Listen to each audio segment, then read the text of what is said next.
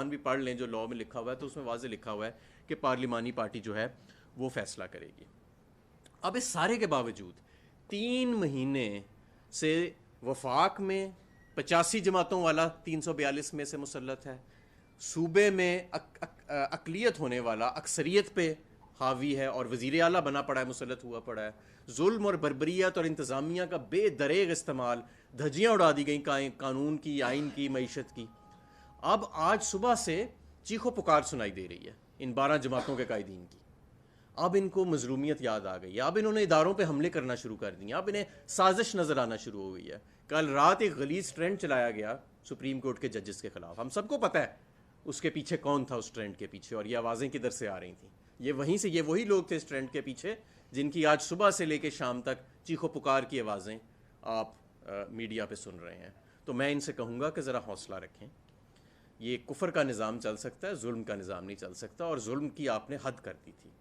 معیشت کی اس وقت یہ صورتحال ہے کہ 230 پہ روپیہ جا چکا ہے، آپ کا ڈیفالٹ رسک جو ہے وہ ہائیسٹ پہ ہے، انٹرنیشنل مارکیٹ میں آپ کے بانڈز جو ہیں وہ 50% پہ ڈسکاؤنٹ پہ فلوٹ کر رہے ہیں، جو تاریخ کی بلند ترین سطح کے اوپر ہے، اور ہماری جو بیلنس آف پیمنٹس ہیں ان کا ایک شدید کرائسس ہے۔ آج سے 3 ماہ پہلے بھی عمران خان اور پاکستان تحریک انصاف نے یہی کہا تھا کہ یہ معاملات جو ہیں یہ آپ سے نہیں سنبھلیں گے، فوری طور پہ اقتدار سے علیحدہ ہو جائیں۔ آج بھی اگر ان میں کوئی گریس ہے، آج بھی اگر ان میں کوئی کردار ہے، تو دونوں باپ بیٹا کو استعفیٰ دے دینا چاہیے۔ اگر یہ استعفیٰ نہیں دیں گے تو ظاہر ہے پھر قانون اپنا راستہ اپنائے گا۔ اور ویسے تو مجھے لگ رہا ہے کہ جس طرح کا یہ مظلومیت کا بیانیہ بنانے کی کوشش کی جا رہی ہے، اب اداروں پہ دوبارہ حملے شروع ہو گئے ہیں۔ نون لیگ کا پرانا وتیرہ ہے کہ اداروں پہ،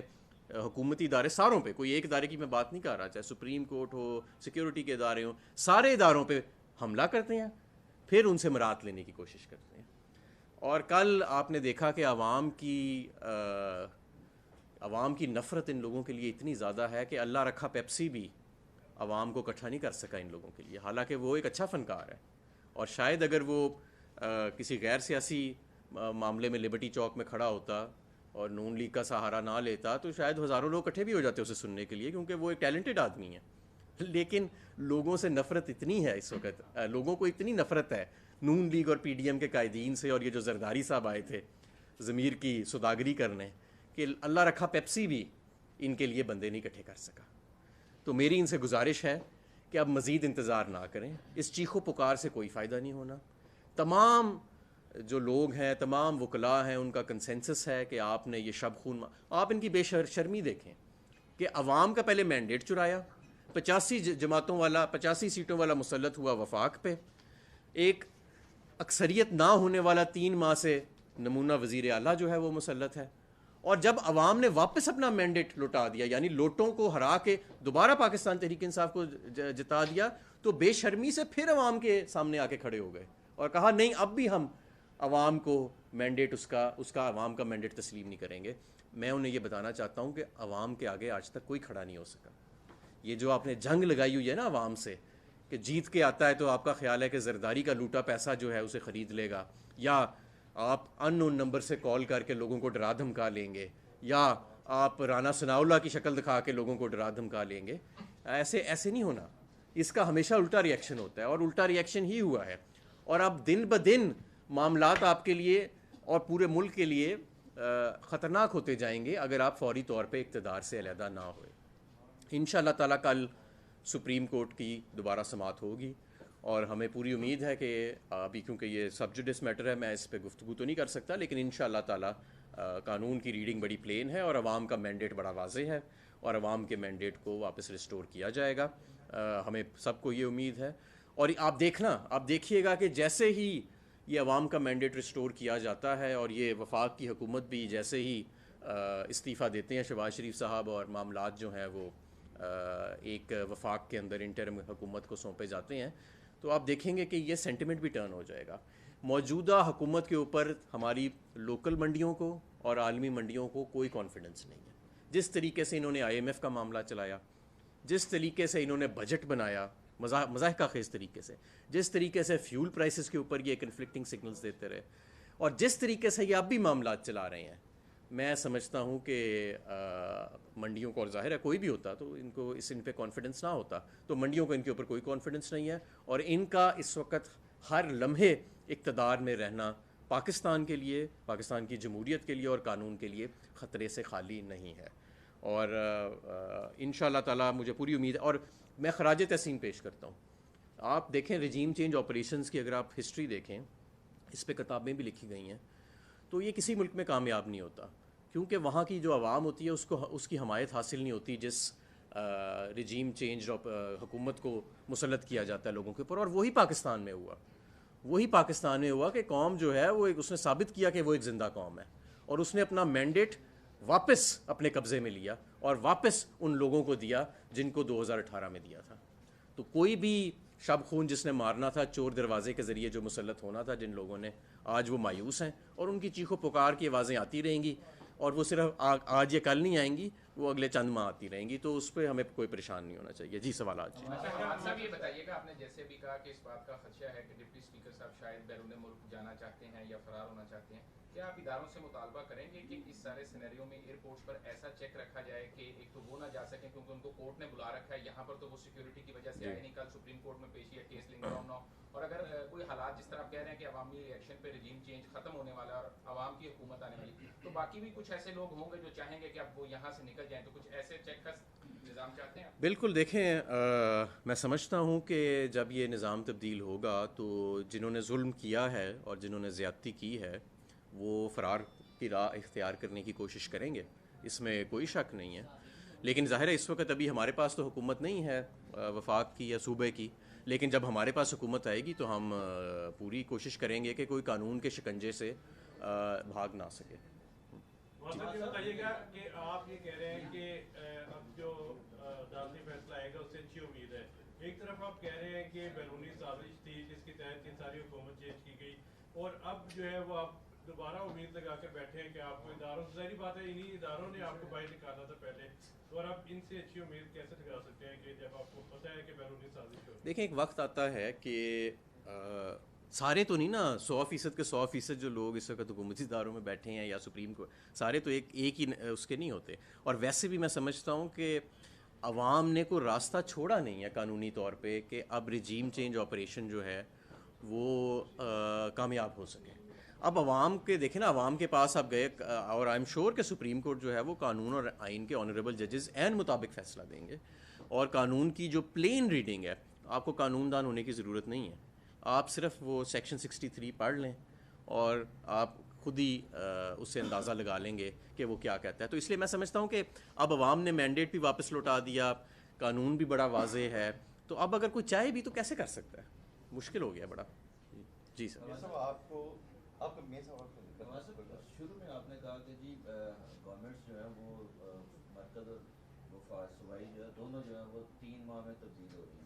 چینج ہو رہی ہیں، یہ کس بیس پہ آپ؟ نہیں، میں نے یہ نہیں کہا، میں نے کہا 3 ماہ سے وفاق میں ایک ایسا شخص مسلط ہے جس کے پاس صرف 342 میں سے 85 سیٹیں، یعنی عوام کا مینڈیٹ تو ان کے پاس نہیں ہے نا، وہ تو ایک اقلیت پارٹی ہیں. اسی طرح صوبے میں ایک نمونہ مسلط ہے جو 3 ماہ سے وزیر اعلیٰ ہے اور 3 ماہ سے اس کی اکثریت نہیں ہے. پہلے لوٹوں کی بنیاد پہ اس نے اکثریت حاصل کی، کورٹ نے کہا کہ لوٹوں کا ووٹ گنتی میں نہیں آئے گا، وہ پھر بھی مسلط رہا. اب عوام نے ان لوٹوں کا ووٹ پاکستان تحریک انصاف کے ووٹوں میں واپس تبدیل کر دیا، وہ پھر بھی مسلط ہے.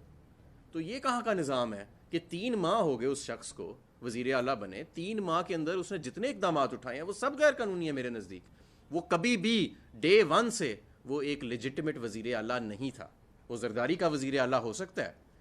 عوام کا وزیر اعلیٰ. یہ بتائیے کہ 3 ججز کے خلاف کل سے ٹرینڈ بھی چل رہا ہے، اور مسلم لیگ نواز کا یہ کہنا ہے کہ وہ شاید وہ فیور دیتے ہیں تحریک انصاف کو، تو ان کا یہ مطالبہ ہے کہ فل بینچ بنایا جائے. آپ کیا اس کی فیور کریں گے، اس کا آپ بھی مطالبہ کریں گے کہ فل بینچ بنا دیا جائے تاکہ آئندہ فل کورٹ تک؟ دیکھیں جی، یہ میں آپ کو بتاتا ہوں یہ فل بینچ کا مطالبہ کیوں کر رہے ہیں. فل بینچ کا مطالبہ یہ اس لیے کر رہے ہیں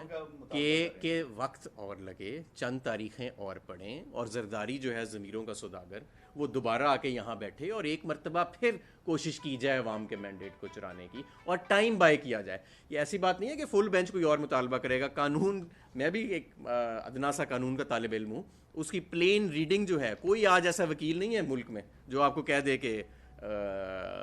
पार्लिमानी पार्टी नहीं, पार्टी हेड फैसला करेगा, कोई नहीं। वो कानून में वाज़े लिखा है, सुप्रीम कोर्ट के फैसले में वाज़े लिखा हुआ है।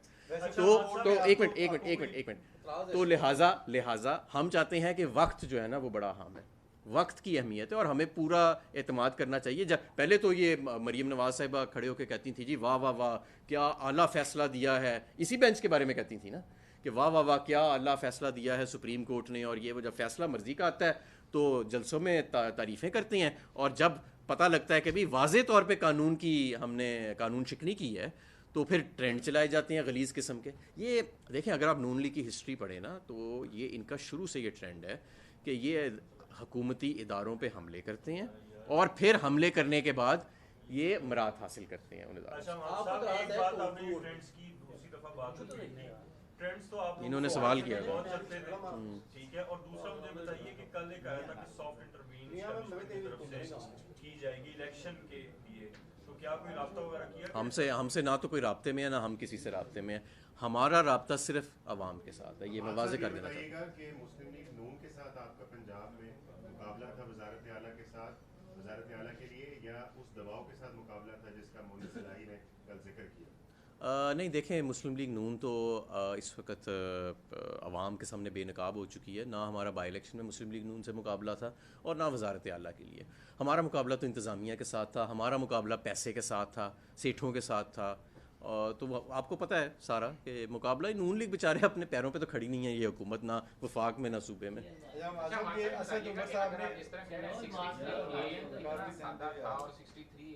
आप कह रहे हैं कि कानून के तालिब इल्म के तौर पर बड़ा क्लियर कट लिखा है, तो पहली रात भी फैसला नहीं हुआ, दूसरी भी नहीं हुआ, मंगल या पीर तक की बात नहीं। वो तो मेरा ख्याल है कि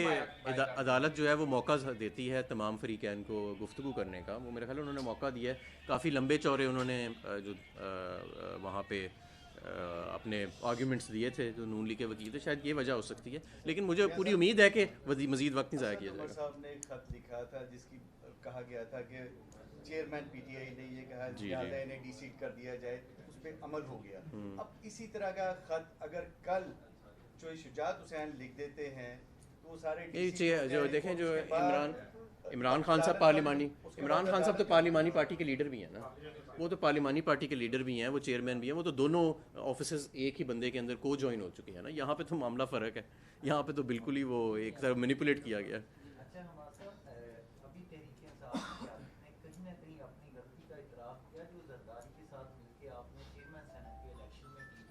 हम तो ज़रदारी के साथ नहीं मिले, नहीं हम किसी खरीदो फरोख्त में ज़रदारी के साथ शामिल ही रहे ना। हम कब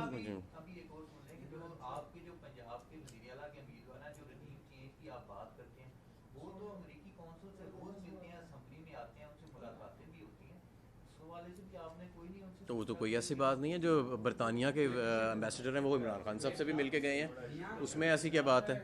और जो अमेरिका के एम्बेसडर हैं वो इमरान खान साहब से भी मिल के गए। हाँ देखिए, हम किसी से दुश्मनी नहीं चाहते, हम ताल्लुकात अच्छे चाहते हैं, हम गुलामी नहीं चाहते, हम गुलामी नहीं चाहते। और पाकिस्तान तहरीक इंसाफ की अकेले की ये जीत नहीं है, ये जो वज़ारत आला के ऊपर वापस मैंडेट दिया गया है अवाम की तरफ से, ये पूरी कौम की जीत है और इसके बड़े दूर नताइज आपको सामने आएंगे नज़र। ये बड़ा अहम मैटर है जो फैसला करना है सुप्रीम कोर्ट के 3 रुकनी बेंच ने। पहले 5 रुकनी बेंच ने आपके खिलाफ फैसला किया रात 12 बजे अदालत खुली, अब फिर रात 12 बजे अदालत खुली है। तो जो फुल कोर्ट वाला है कि 17 जज बैठ के कट्टी कटा निकाल ही दें, तो क्यों नहीं आप हमायत करते कि हाँ 17 ही बैठ? हमें कोई एतराज़ नहीं, हमें सिर्फ प्रॉब्लम वक्त से है। हम चाहते हैं कि ये फैसला, देखिए मैं आपको बताता हूँ, मैं ज़ाती तौर पे मैं तो ये उम्मीद लगाए बैठा था कि उसी रात फैसला आएगा, ठीक है, चले नहीं आया, पीर का कल देना। सुन ले ना, एक मिनट सुन ले। ये कानून इतना वाजे है कि 17 छोड़ के 1700 जज भी बैठ जाए ना तो उनके लिए ये कहना किसी के लिए मुश्किल है कि पार्लिमानी पार्टी, क्योंकि सुप्रीम कोर्ट के अपने फैसले में पार्लिमानी पार्टी का जिक्र है कि उसकी डायरेक्शन जाएगी। मसला वक्त का है। वो क्यों ये कह रहे हैं? वो इसलिए कह रहे हैं कि जरदारी एक बार फिर कोशिश करना चाहता है लोटाक्रेसी के लिए, वो अब हम होने नहीं देंगे। और आप इंशाल्लाह, ये एक चीज़ आपको समझनी चाहिए कि पाकिस्तान में कितनी बड़ी तब्दीली आई है